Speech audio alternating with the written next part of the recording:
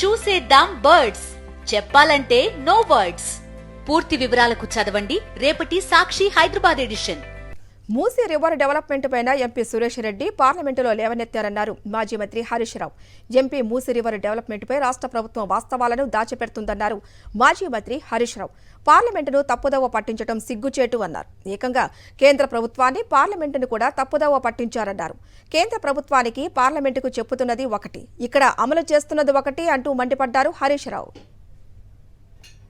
ఈ Musi river development పైన గౌరవనీయులు మా పార్లమెంట్ పార్టీ నాయకులు ఎంపీ గారు సురేష్ రెడ్డి గారు పార్లమెంట్లో క్వశ్చన్ వేశారు. పార్లమెంట్లో సురేష్ రెడ్డి గారు వేసినటువంటి క్వశ్చన్కు పార్లమెంట్లో సమాధానం చెప్పారు.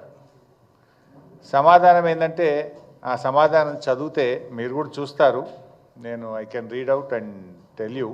The state government has also informed that rules Telangana state right to fair compensation and transparency in land acquisition, rehabilitation and resettlement rules 2014 and the right to fair compensation and transparency in land acquisition, rehabilitation and resettlement act 2013 would be followed for resettlement of the affected households and land acquisition అని ఇందులో చెప్పారు.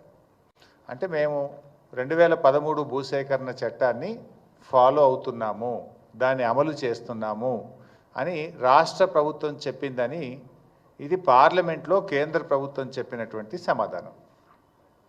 ఇది copy కూడా మీ అందరికీ ఇస్తాను. అంటే దీన్ని బట్టి ఏమర్థమవుతుంది, మూసీ రివర్ ఫ్రంట్ ప్రాజెక్టు పైన రాష్ట్ర ప్రభుత్వము వాస్తవాలను దాచిపెడతా ఉంది.